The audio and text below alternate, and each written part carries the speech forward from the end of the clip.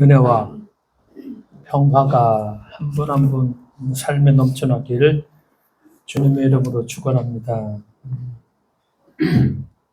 진정한 출가란 집을 떠나는 것이 아니라 마음으로부터 집착을 내려놓는 것이다.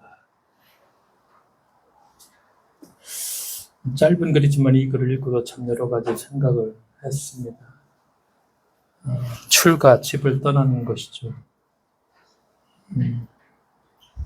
진리를 얻기 위해서 혹은 내가 어떤 도를 닦기 위해서 집을 떠나는 것. 근데 진정한 그 출가는 마음으로부터 집착을 내려놓는 것. 한 독거노인이 있습니다. 아들이 먼저 죽었습니다. 아내도 죽었습니다. 집도 변변치 않고 직업도 외딴 곳에서 양을 치고 있죠. 상황만 놓고 보면 그야말로 불쌍한 처지. 그런데 그 노인, 세계 1, 2차 세계대전이 터지는 격동의 시기에 남프랑스 골짜기에 들어가 도토리를 심었습니다. 홀로 묵묵히 도토리를 심었습니다. 시간이 흐르니 그 황량한 불모지에 숲이 생겼고 물이 흘렀고 사람들이 다시 들어와 살게 되었죠. 장시오노의 나무를 심은 사람, 누구 하나 알아주는 사람 없이 독거노인으로 살았지만 정말 배운 것이 없는 사람이었지만 그런 분이 숲을 살리고 불모지를 가나안처럼 만든 성자가 되었다고 실제로 있었던 그런 일이죠. 또 한 분 대한민국에 독거노인이 있습니다. 역시 아들이 먼저 죽고 아내도 죽었습니다. 세상이 원망스럽죠. 밤마다 참이슬을 마십니다. 방에는 술병과 라면 봉지가 쌓이죠. 세상에 대한 비난과 원망이 가득합니다. 똑같은 처지라고 생각할 수 있지만 두 분의 차이가 이 처지의 차이가 아니라 마음의 상태를 반영하고 있죠. 그래서 주님도 하늘나라가 천국이라는 것이 여기 있다 저기 있다가 아니라 너희 마음 안에 있다. 내 마음이 천국으로 변하면 내 안에서 천국이 발견될 수 있다는 그 말씀이죠. 하늘나라라는 것, 천국이라는 것이 하나님의 은총을 입은 마음이 지금 여기에서 누리는 축복이 천국이라 말할 수 있고, 그렇다면 우리가 먼저 한번 점검해 볼 것이 내 마음의 상태는 어떠한가? 우리 마음의 상태가 지금 어떠한가를 한번 좀 돌아보는 것이 좀 필요하겠다. 오늘 이야기가 그 달란트 비유입니다. 교회 다녔는 사람들 정말 많이 들어봤고 아이들을 가르칠 적에도 이 비유를 가지고 설교를 수도 없이 많이 했던 그 달란트 비유인데 달란트가 이제 탤런트다. 그래서 어떤 것이다? 재능이다. 하나님이 주신 재능. 이 재능을 땅속에 묻혀놓는 것, 썩히는 것이다. 내 재능을 그렇게 썩히면 안 된다. 섞여서는 안 된다. 막 자책도 해보고 내 재능은 지금 어떻게 하고 있나 돌아보기도 하고 그런 내용들. 주인이 긴 여행에서 돌아왔죠. 3명의 종들에게 긴 여행을 떠나면서 3명의 종들을 불러서 달란트를 5달란트 주고 한 종에게는 또 한 종에게는 2달란트를 주고 나머지 한 종에게는 1달란트를 주고 주인이 이제 외국 여행에서 돌아와 정산을 하게 되죠.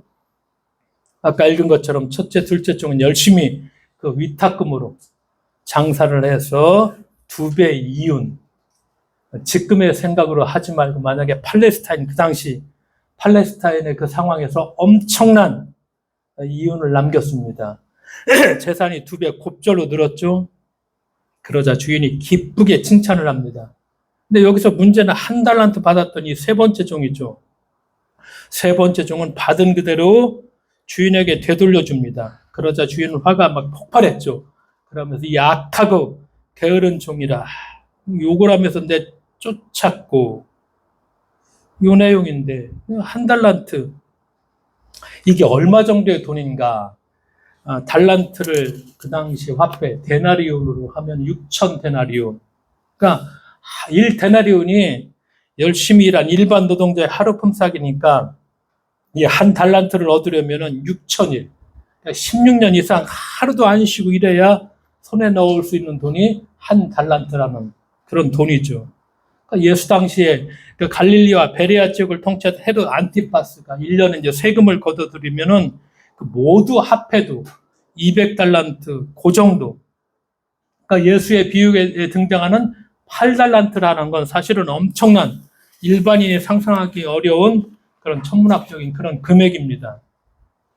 그러니까 우리가 보통 달란트를 이 비유를 보면서 타국에 갔다가 돌아오는 주인은 누구다?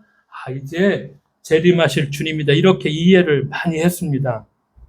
그래서 이 비유는 주님이 다시 오실 때까지 우리에게 맡겨진 재능을 어떻게 활용하면서 살 것인가, 어떻게 해야 주님께 칭찬받을 수 있는 그런 우리가 삶을 살 수 있나, 그런 삶의 태도와 책임을 우리가 어떻게 가질 것인가, 그걸 가르치는 교훈으로 주로 지금도 그렇게 설교를 합니다. 수없이 제가 찾아보니까.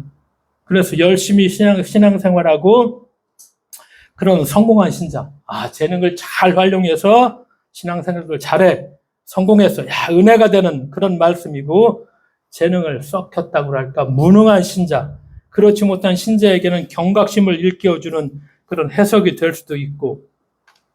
그런데 이 비유가 진짜 그런 비유인가? 이 비유가 그런 비유인가? 왜냐?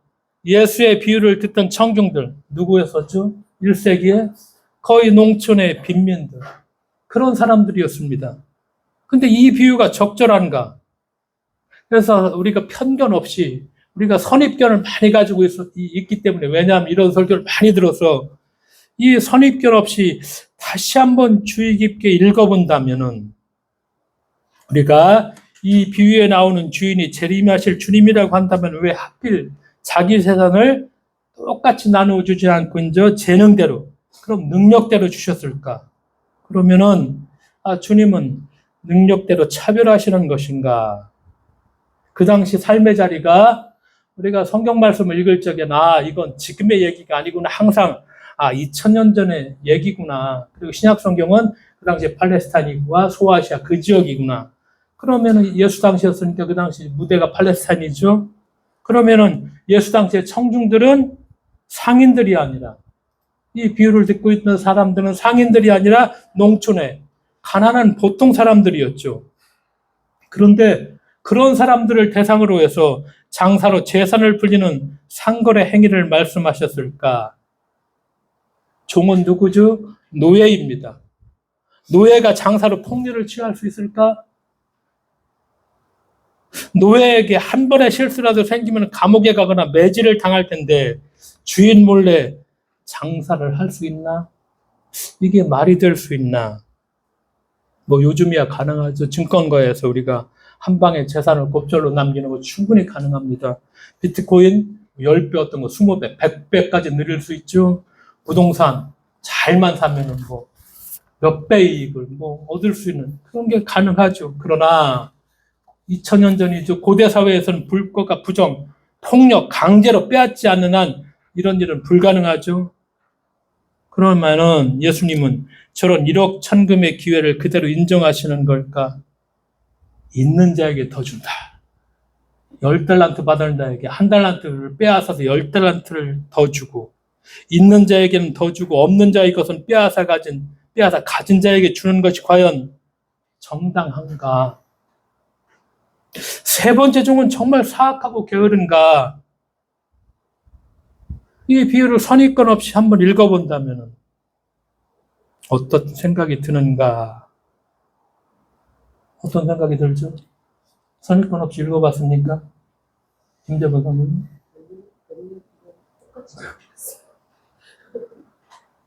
선입견 없이 한번 읽어본다면 이 비유를 선입견 없이 한번 우리가 수없이 들어서, 저도 수없이 막 비교를 해봤습니다. 근데 다 그런 식의 얘기죠, 설교죠. 근데 주인이 돈을 위탁받아 몰래 투자합니다. 그래서 이익을 2배로 남긴 종이죠. 그리고 이 돈을 땅에 묻어버린 그런 종이 있죠. 누가 칭찬받을 종이고 누가 바보 같은 종인가 뭐 물어볼 필요도 없죠. 거의 모든 사람이 재산을 2배로 늘린 두 종이 정상이고 세 번째 종 땅속에 그 묻어버린 종은 바보 같은 종이다. 자, 그러면은 우리가 1세기를 다시 돌아가 봅시다. 완벽하지는 않겠지만 1세기 팔레스타인 삶의 자리, 예수가 이 비유를 들려준 그때 그 자리에서도 이게 지금 우리와 똑같은 생각일까? 이 생각이 거꾸로 뒤집힐 수 있다는 생각은 우리가 못 해보았을까? 그렇죠. 1세기죠. 이 지역은 팔레스타인이죠. 청중은 농촌 주민들이죠. 그래서 당시 농촌 사회라는 것은 우리도 예전에 그랬지만 어려운 일이 있으면 서로 가족처럼 도와주며 상생하는 그런 상호 경제 공동체였죠. 만약에 그런 자그마한 공동체에서 누군가 큰 자금을 굴려 곱절의 이익을 냈다는 것은 감히 상상도 못할 일이죠. 도대체 이런 농경사회에서 누가 어떻게 돈을 굴려 2배의 이윤을 낼 수 있을까? 불가능한 일이죠. 우리가 돈을 쓰는 것을 보면은 그 사람이 어떤 사람인지 보인다. 그런 말 자주 하죠. 고대 사회도 그건 마찬가지였습니다. 1세기에 팔레스타인인들을 연구한 자료를 보니까 원칙적으로 자본 운영 방식이 3가지가 있었습니다. 돈을 굴려서 이자를 만드는 방법, 땅을 사서 토지를 늘리는 방법, 마지막으로 돈을 보물단지처럼 여기고 아주 귀중히 여겨서 간직하는 그런 방법이었습니다. 이 3가지 방법 중에서 어떤 것을 선택하는가는 당시 사회적 지위가 결정했습니다. 우리 생각이야 자본을 투자하는 목적은 이윤을 최대한 많이 남기는 거. 우리는 뭐 자본주의, 시장 속에서, 세대 속에서 그걸 받았기 때문에 당연히 100% 이 생각이지만, 그러나 돈을 간직하고 땅에 묻어두는 거. 이걸 포함해서 이렇게 만족하는 사람들 고대 사회에서 이거 정말 흔한 일이었다고 연구를 해보니까 이런 얘기를 합니다. 그러니까 여기서 하나 분명한 것은 땅을 사들이거나 이자 수입으로 재산을 증식시키는 사람들은 정말 극소수에 속하는 부자나 권력자들이었습니다. 그러니까 예수가 이 비유를 들려줄 때 가난한 청중들이 만약에 야 이게 무슨 얘기야? 이게 웬 말이야? 이건 귀신 신나라 까는 소리네? 당연히 뭐 청중들은 이렇게 생각할 수 있었죠. 자, 예수라는 저분은 여러분 돈 굴려서 부자 되세요. 그것이 하나님이 칭찬하십니다. 이렇게 말할 뿐이 아닌데 저런 말을 할까? 상상도 못할 예수가 저런 말을 하리라고는. 자, 그리고 여기 등장하는 주인, 우리가 이 본문을 그냥 쓱 잊지 말고 꼼꼼히 생각하면서 이 주인을 다시 한번 읽어보자는 것입니다. 1달란트 받았던 종은 뭐라고 얘기하죠? 주인에 대해서 24절에 주인이여 당신은 굳은 사람이라 심지 않은 데서 거두고 해치지 않은 데서 모으는 줄을 내가 알았나이다. 주인이 이런 주인이라는 것입니다. 우리말로 그러죠. 주인님, 정말 당신은 바늘로 찔러도 피 한 방울 안 나오는 그런 냉엄한 사람입니다. 심지 않은 데서 거두고 뿌리지 않은 데서 모아가는 그런 사람. 한마디로 불로소득 좋아하고 남의 것을 착취하는 그런 사람입니다. 노예가 이런 소리를 주인에게 할 수 있나요? 노예가 미친 거예요. 종이 미쳤거나 아니면 죽기를 각오하고 주인의 악을 폭로하겠다는 것. 둘 중에 하나의 자세죠. 이런 얘기 죽죠. 이런 얘기 했다가는. 우리도 생각하면 노예가 만약에 조선시대 때, 이거 조선시대보다 훨씬 이전에, 우리나라 삼국시대 훨씬 이전에 2000년 전의 일이니까 노예가 종이 이런 얘기 한다는 거 미쳤거나 정말 죽기를 각오하고 당신 그렇게 나쁜 사람이야. 폭로하는 것이죠. 그러니까 26절, 27절에서 주인이 뭐라고 대답합니까? 악하고 게으른 종하면서 주인이 격하게 화나는 것을 보면은 이 종의 판단이 정확했어. 주인이 그런 사람이야. 그러니까 주인이 대답하여 이르되 악하고 게으른 종아, 그래 나는 심지 않은 데서 거두고 해치지 않은 데서 모으는 줄 내가 그렇게 알았지. 그러면 내가 마땅히 내 돈을 추리하는 자들에게 맡겼다가 내가 돌아와서 원금과 이자를 받게 하였을 것이다. 이렇게 주인이 얘기하죠. 그 주인이 종에게 맞다. 내가 날 정확히 봤어. 이게 동의하고 있죠. 그런데 네가 그렇게 나를 잘 알고 있으면은 내가 맡긴 돈을 돈놀이하는 업자에게 맡겨서라도 원금과 이자를 만들어 놨어야 하는 거 아니냐. 이렇게 화내죠. 보통 확인하는 것이 아니야. 옆에 서 있던 다른 종들에게 이런 말을 덧붙이죠. 무릇 있는 자는 받아 풍족하게 되고 없는 자는 그 있는 것까지 빼앗기게 된다. 이 말 한마디를 갖고 보통 교회에서 목사들은 그렇게 얘기하죠. 야, 신앙 좋은 사람은 은혜 위에 은혜를 더해주고 이렇게 막 부어주신다. 이런 하나님이시다. 근데 주인이 보여주고 있는 말과 행동은 어떤 걸 보여주고 있죠? 탐욕이 가득하고 폭력적이야. 이 주인이 그런 주인이죠. 응? 그랬을 적에 이 비유의 주인이 누구라고 상징하고 있는가? 누구를 상정하는가? 누가 이 주인이 이 주인 누구를 상징하고 있는가? 이 비유를 듣고 있던 당시 청중의 입장으로 돌아가 본다면은 청중들 입장에서 머리에 떠오른 주인은 어떤 종류의 사람이었을까? 이 나쁜 주인이구나. 하나님을 무시하며 사는 매우 악독한 사람으로 그렇게 연상되었죠. 왜? 당시의 유대인들은 모세의 율법을 자기 생명보다 아주 귀한 하나님의 뜻으로 받들며 살아야 했죠. 우리가 모세의 율법이라고 하는 출애굽기 22장 25절, 신명기 23장 20절, 레위기 25장 36, 37절 여기에 뭐가 있죠? 이자를 받지 말라는 이자 금지법이 있습니다. 이게 모세 율법에 기록되어 있어. 이거 우리가 구약성경 모세오경 읽으면서 나도 수없이 읽었던 그런 기억이 있죠. 이자 금지법이 있죠. 그러니까 여기에 비유의 주인은 오히려 세 번째 이 종을 추궁하면서 돈놀이하는 사람에게 돈을 맡겨서 이자라도 가져왔어야 한다면 막 호통치고 혼내고 있고. 그러니까 이 말을 들은 청중들은 이 주인과 두 종 이 사람들은 하나님 없이 사는 사람들이구나. 그러면서 세 번째 종이 정말 악한 것인가? 유대인의 관점에서 우리가 그 당시의 관점에서 봐야 한다는 것이죠. 이 종은 세 번째 종이죠. 주인이 맡겨둔 돈을 땅에 묻었다가 그대로 돌려주죠. 요즘 우리 같은 생각으로 하면 그럼 그 바보 같은 사람들 왜 우리야 철저하게 자본주의 돈을 굴려야 되니까 그래서 이자를 좀 내야 되니까 정말 바보 같은 행동이다 이렇게 얘기하지만 이 세 번째 종인 오히려 유대인들에게 별로 낯선 행동이 아니고 오히려 랍비들이 실제로 경건의 목록으로 그렇게 가르쳤습니다. 그 경건의 목록으로 랍비가 가르친 걸 이 세 번째 종인 그대로 행하고 있다는 것이죠. 그러니까 이 종은 그 가르침대로 그대로 준행한 것 이것뿐입니다. 그러니까 경건을 몸으로 실천한 종에게 주인은 악하고 게으르다고 판단하죠. 이 주인의 판단이 정말 옳은 것인가?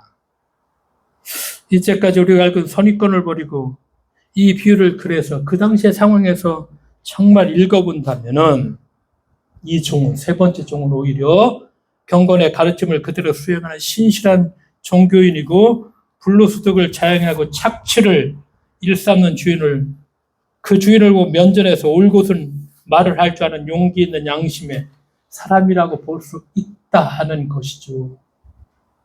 그러니까 이 설교를 하면서 수없이 많은 이 달란트의 비유를 읽어봤지만 이렇게 해석하는 건 아주 드문 해석이죠. 그런데 이 해석이 제게는 훨씬 더 정확하다는 것입니다. 왜냐? 1세기의 상황에서 보니까 이것이 들어오기 시작합니다. 양심대로 사는 거 쉽지 않죠. 이 종, 세 번째 종처럼 그렇게 살다가 여기저기에서 욕도 얻어먹고 고수도 당하고 공동체에서 쫓겨나 감옥에 갈 수 있죠. 이것이 30절에 나온 이 세 번째 종의 운명이죠. 경건하고 신실한 사람, 양심을 지키는 삶이 그렇게 끝난다면 이것은 비극이죠. 차라리 대충 타협하면서 사는 게 현명하죠. 그런데 신실한 신앙인은 쉽게 타협할 수 없죠.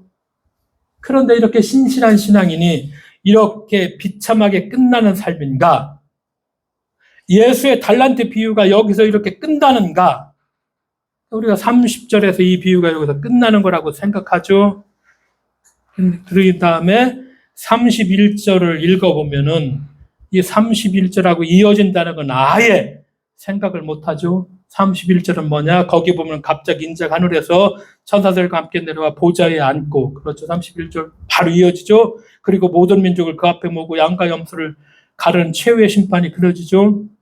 그러면서 34절에 복받을 사람들이 앞으로 나오게 하죠. 그런 다음 하시는 말씀이 내가 헐벗었을 때, 어둡고 음침한 옥에 갇혔을 때, 나그네로 내동댕이 쳐졌을 때 대접한 자들이 복받을 사람들이다 말씀하시고, 그러면서 지극히 작은 자에게 한 것이 바로 내게 한 것이니 그렇게 한 사람은 영원한 삶에, 그렇게 하지 않은 사람들은 영원한 벌에 들어갈 것이라 말씀합니다. 최후의 심판이죠. 그리고 주님은 이 말씀을 하시고 바깥 어둡고, 즉 우리가 알고 있는 것처럼 슬피 울며 이를 갈게 될 십자가의 길, 죽음의 길을 떠나게 됩니다. 이것이 마태복음 26장의 시작이죠. 그러니까 이 종말의 이야기, 죽음의 길을 떠나는 이야기 바로 앞에 달란트 비유가 놓여 있습니다. 근데 이 달란트 비유가 끝나고 새로운 이야기가 시작되는 31절 앞에 그러나 라는 단어 하나가 있으면은 달란트 비유가 자연스럽게 이어집니다. 그렇게 되면은 어두운 곳으로 쫓겨났던 종이 영생에 들어가는 반전의 드라마가 될 수 있다는 것이죠. 그런데 헬라어 성경 원문에 그러라라는 단어가 정말 있다라는 것입니다. 다양한 한글 번역 성서들이 있는데 그러나라가 들어간 것은 없죠. 그런데 헬라어 성경, 루터의 독일어 성경, 그리고 일부 영어 번역본에는 이 그러나라는 단어가 분명히 있다는 것입니다. 그래서 31절 첫 구절에 그러나라는 접사를 넣어 읽어보면은 달란트 비유가 다른 식으로 읽힐 수가 있죠. 모든 것을 빼앗긴 종, 바깥 어두운 곳으로 내쫓긴 종, 슬피 울며 빗단에 잠긴 종, 그러나 인자가 영광 중에 천사와 함께 나타나 최후의 심판을 주재하실 때 그 종이 바로 영생에 들어가게 될 것이라는 그런 메시지를 우리가 마태복음 25장에서 읽을 수가 있다는 것입니다. 그리고 종말을 예언하는 주님의 말씀이 끝나자마자 주님은 자리에서 일어나 누구보다 먼저 그 어둠의 길, 죽음의 길을 떠나게 되죠. 그게 마태복음 26장에 시작되는 말씀이죠. 마태복음 24장, 그 앞에 열처녀의 비유가 나오죠. 25장 종말에 대한 말씀과 비유가 연달아 나오는데 이것을 따로 읽지 말고 한 덩어리로, 모두 하나의 덩어리로 읽어야 된다는 말씀입니다. 그래서 종말의 서막을 연상케 한 24장이죠. 성전의 종말이죠. 더불어 종말의 징조가 세상 곳곳에서 나타날 것처럼 24장에서 그렇게 말씀하시죠. 그리고 마치 창세기 노아가 얘기하다가 그 다음에 갑자기 종말을 말씀하시는 말이 나오죠. 모두 종말에 대한 서막이죠. 그리고서 곧바로 25장에 누가 나오죠? 열처녀의 비유가 나오고 종말의 때가 가까웠으니까 어떻게? 깨어 준비하라. 깨어 있어야 된다. 24장에 열처녀의 비유가 끝나면서 그러니 너희가 어떻게 하고 있어라? 깨어 있어야 한다고 하면서 그 다음에 바로 나오는 것이 달란트의 비유입니다. 깨어 있어야 된다. 그러면서 한 종이, 달란트의 비유가 바로 이어져 나오죠. 깨어 있어야 하는 이유가 무엇인지 밝혀주는 설명이 달란트 비유입니다. 달란트 비유 첫머리에 우리가 아까 보았던 것처럼 주인에게 관심을 잠깐 돌려보죠. 이 주인은 멀리 타고 갔다가 돌아오죠. 보통 이렇게 다시 오는 주님의 모습을 보고 재림하실 주님이라고 해석합니다. 그러나 우리가 한번 달리 해석해 보자는 것입니다. 그 주인이 어떻죠? 탐욕스럽고 악독한 성품으로 봐서는 절대 재림하실 주님의 모습으로 보이지 않는다는 것입니다. 오히려 이 주인은 돈과 탐욕으로 가득한 그런 인물이죠. 그러니까 이 주인은 돈과 재물의 탐욕의 신으로 상징되는 만몬으로 보는 것이 보다 더 정확하다. 그러면은 예수 당시 사회적으로 보면은 이 주인은 로마 제국의 황제를 뜻할 수도 있고 만몬이든 로마 제국이든 유대인들이 볼 때에는 이들은 세상을 다스리고 장악한 현실 세계의 주인, 바로 이 주인입니다. 그래서 주님은 이 비유를 통해서 좀 더 다른 이야기를 건네고 있죠. 자, 우리의 참 주인이 누군지 똑바로 봐야 한다.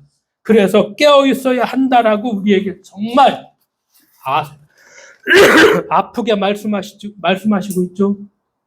유대인들, 하나님의 백성이라는 자부심이 있지만 그들의 현실 세계는 어떠죠? 로마 황제의 형상이 담긴 동전을 사용할 수는 없고 성전, 거룩한 성전마저도 제국의 법과 돈의 시스템에 따라 움직여야 됐고 거룩한 제사장과 종교인마저 돈의 권력에 따라 사람의 등급을 매기는 세계, 그것이 바로 정확한 현실 세계죠. 그러니까 돈과 권력이 주인이 되는 세상. 그래서 성공적인 부자가 그 성공이 칭찬받는 세상. 이것이 달란트 비유의 배경이다. 조금 더 우리가 제대로 이해할 수 있다면은, 그러니까 예수님께서 달란트 비유를 말씀하시면서 우리한테 뭘 당부하고 있느냐? 이 만몬의 세계 안에서, 이런 세계 안에서 하나님의 뜻을 쫓아 사는 정말 고독한 신앙인의 삶을 우리에게 그려주고 있죠. 비유의 주인은 만몬이나 로마 황제이고 환상적인 이윤을 창출한 두 종은 돈과 권력이라는 시스템에 순종하며 승승장구하는 이들을 지칭하죠. 이런 세계가 노출이 되면 무엇이 참으로 선한지 악한지 구분하기 쉽지 않죠. 오늘의 교회라고 다를 바가 없죠. 교회당 건축에 목숨을 걸죠. 부와 명예에 따라서 교인들의 등급을 딱 매겨버리죠. 권위를 이용해서 파괴적인 영향을 행사하는 거, 예나 지금이나 만물의 유력이 얼마나 강한지 보여주죠. 그래서 주님은 바로 이런 세계를 폭로합니다. 이런 만물의 세계에서 참으로 경건하게, 참으로 신실하게, 참으로 바른 말 하면서 살기란 녹록한 일이 아니죠. 그래서 그 때문일까 주님은 달란트 비유를 시작하기 전에 마태복음 25장 13절에서 깨어있으라, 깨어있으라고 이렇게 말씀하시죠. 이 뜻을 새겨보자. 제 아무리 신실한 신앙인이라도 옛 주인인 만몬에 다시 돌아올 수 있으니 정신 차리고 정말 우리가 깨어 있어야 된다, 그 말씀이죠. 그러면서 마태복음에서 하나님과 재물을 겸하여 섬길 수 없다. 마태복음 6장 27절 주님의 말씀을 이렇게 또 말씀하시죠. 그러면서 마태복음이 끊임없이 전하는 주제가 바로 이것입니다. 두 주인을 섬길 수 없다는 거. 주인 나오죠. 근데 우리는 두 주인 섬길 수 없어. 가짜 주인 섬겨서는 안 돼. 이런 만몬, 이 주인 섬겨서는 안 돼. 그러니까 깨어 있어야 한다. 정말 우리의 심장을 사로잡을 주인이 누구인지 우리가 늘 깨어 있어야 한다. 생명의 참 주인에게 우리의 시선을 돌려야 한다. 그러면서 마태복음의 이 달란트 비유의 길을 능력이라는 거, 세 번째 종. 이 해석은 정말 180도 완전히 달란트 비유를 뒤집어 놓는 해석입니다. 그런데 저는 수없이 비교해 보면서 이 해석이 훨씬 더, 물론 해석은 끊임없이 새롭게 돼야 되지만 이 해석은 훨씬 더 바른 해석이 될 수 있겠다. 내가 이적간 우리는 그냥 달란트 비유하면서 재능, 맨날 재능, 내 재능 섞이면은 그거 주님한테 이제 혼날 거야, 벌 받을 거야. 세 번째 주인, 그 주인이 그렇게 악독한데 그 주인을 주님과 동일시, 이 주인이 그런 주인인데 마태복음 기자는 왜 이런 이야기를 해야만 했을까? 마태복음이 기록된 시기 AD 70년 전후죠. 그때의 상황, 심각한 상황. 왜냐하면은 예루살렘 성전이 파괴됐죠. 바로 72년에 로마의 오도 아케르에 의해서.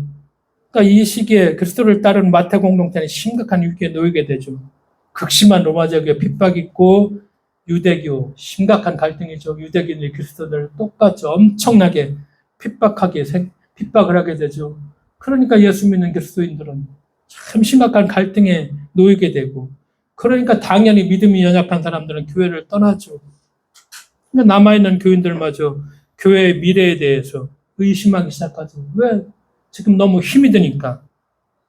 그러니까 마태복음 기자가 고민이 거기에 있죠. 이들한테 지금 이 상황이 이런데, 로마 제국이 이렇게 핍박을 하고 유대인들이 우리를 이렇게 못 살게 구는데 연약한 사람들은 우리 공동체를 떠나게 되고, 남아있는 사람들도 이게 뭐가 어떻게 되나 불안하고 회의감이 들기 시작하고, 그때 이제 이 말씀을 주는 거, 종말에 대한 말씀을 주죠. 그래서 종말에 대한 말씀을 주면서 결정적인 구절이 마태복음 25장 31절 그러나 인자가 자기 영광으로 모든 천사가 함께 올 때 자, 조금만 참자. 이제 주님의 자비하신 위로와 회복이 고난받는 교회와 성도들에게 분명히 있다. 조금만 참자. 그러나 이렇게 종말의 때 지금 이렇게 극심하고 혼란할 때지만 그러나 인자가 자기 영광으로 와. 그래서 우리를 위로해. 우리를 회복시켜. 참고 견뎌야 된다. 이 위로의 약속을 던져주면서 세상에 지금 탐욕스럽고 폭력적인 사람들 손에 이렇게 놓여있어. 근데 이거 아니야. 다 놓여있어도 여기에 막 꼼짝도 못하고 여기에 다 그냥 빌붙어서 그냥 막 이렇게 하고 있지만 그러나 아니다. 지극히 작지만 용감하게 진실을 말하는 사람. 그러면서 주님이 다시 오심을 기다리며 인내하는 그런 사람들의 나라가 될 것이라는 이 메시지를 전하고 있다는 것이죠. 성경 해석들은 끊임없이 다 제 해석이 되어야 되겠죠. 그런 의미에서 달란트 비유도 여러 수많은 해석들과는 다른 해석을 제가 제 힘으로 한 건 아니죠. 이런 새로운 해석을 했고 우리가 지금 한 해석은 이제까지 해석과는 전혀 다른 그러나 조금 더 그 당시 상황으로 돌아가 본다면 1세기의 팔레스타인의 상황으로 돌아가 본다면 그 상황을 정확하게 좀 더 이해한다면 이 해석이 훨씬 더 타당성이 있다. 왜냐? 열천에 비유하면서 깨어있으라 하면서 왜 우리가 깨어있어야 하는지 돈과 만몬이 지배하는 달란트 비유를 통해서 그래 이렇게 신실하게 살았던 사람 내가 쫓겨 저쪽으로 내 동량이 쳐져. 그러나 인자가 이제 다시 와서 그 사람들을 다시 그렇게 신실하게 살았던 사람들을 위로하고 다시 회복시켜주는 우리가 이런 메시지 속에서 주께서도 우리와 함께 하시고 힘들지만 신실하게 주의 말씀을 따라 살고자 하는 사람들에게는 그렇죠. 주께서 반드시 우리에게 희망이 되시고 우리를 일으켜 세워주시고 우리를 그 나라로 이끄실 것임을 믿고 오늘 주어진 우리의 삶에 우리가 부끄럽지 않은 그런 삶을 살아갈 수 있는 우리 모두가 되어야만 하겠습니다. 기도하겠습니다. 하나님 아버지 감사드립니다. 주께서 주셨던 이 달란트의 이야기를 조금 더 새롭게 이해하고자 주께서 저희들을 깨우쳐 주시고 우리가 늘 살아있는 말씀으로 오늘의 시대에 주께서 하셨던 말씀들이 어떤 의미를 갖는가를 늘 새롭게 물을 수 있는 그런 저희들 될 수 있도록 저희와 동행해 주실 것을 믿으며 예수님의 이름으로 기도드리옵나이다. 아멘.